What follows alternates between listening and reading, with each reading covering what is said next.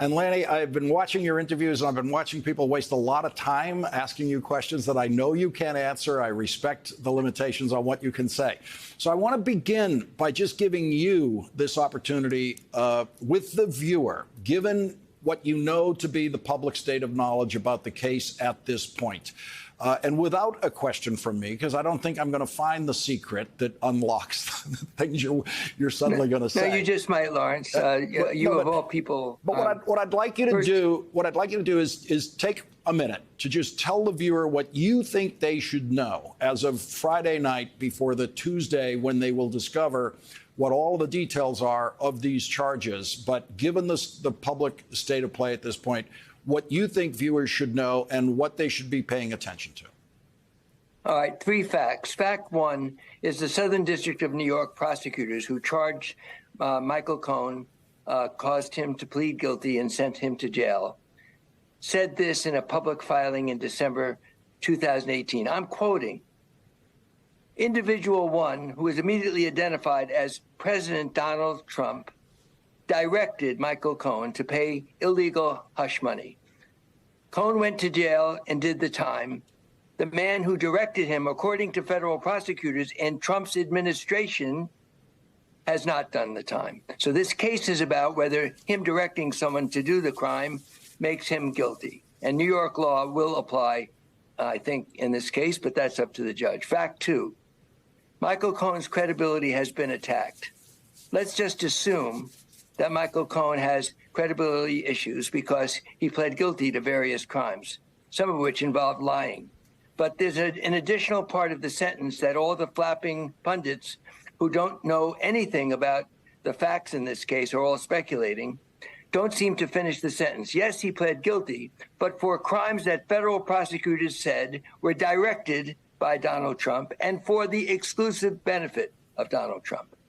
And that's a fact that the federal prosecutors found. And fact 3 is the reimbursement of that illegal hush money scheme that Donald Trump directed was done in the Oval Office out of a personal checking account of the sitting president of the United States, Donald Trump. Let me repeat that.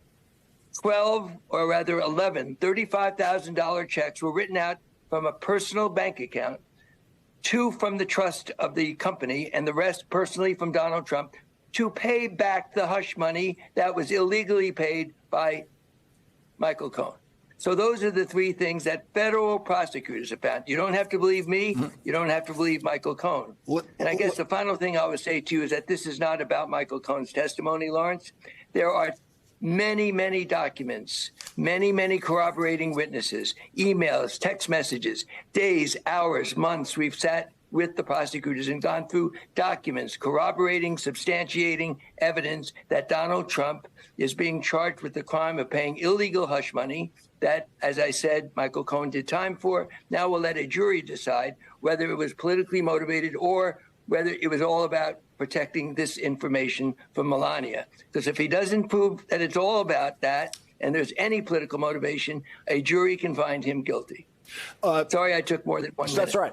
So in terms of evidence, are you aware of evidence beyond Michael Cohen's testimony that would indicate Donald Trump's intent in the payoff to Stormy Daniels?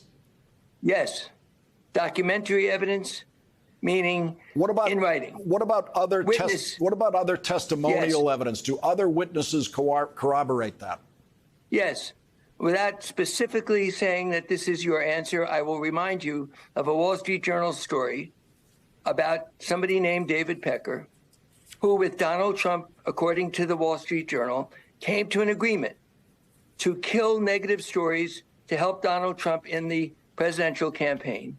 And on one occasion in August of 2016, that's close to the election, David Pecker and Donald Trump agreed to pay $150,000 to someone named Karen McDougal in order to keep her news or value of the news of an affair with Donald Trump, which he's never denied, by the way, secret. So that story was killed thanks to the money paid by, according to the Wall Street Journal, the National Enquirer. Now, David Pecker is a grand jury witness twice And the second time had nothing to do with this Costello character who didn't do a thing, add or subtract, just make a lot of noise, but had nothing to do with the case. What I'm saying is there is another witness who had conversations and exchanges with Donald Trump.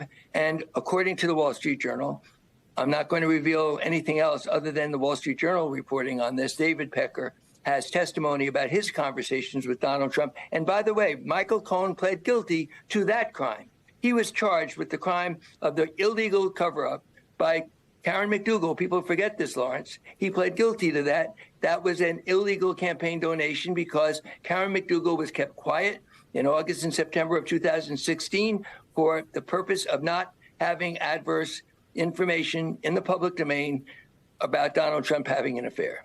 Lenny Davis. Now, he's guilty of that, and he didn't pay the money. All he did was write the paper up to do the deal between Donald Trump and David Pecker. That's reporting by the Wall Street Journal.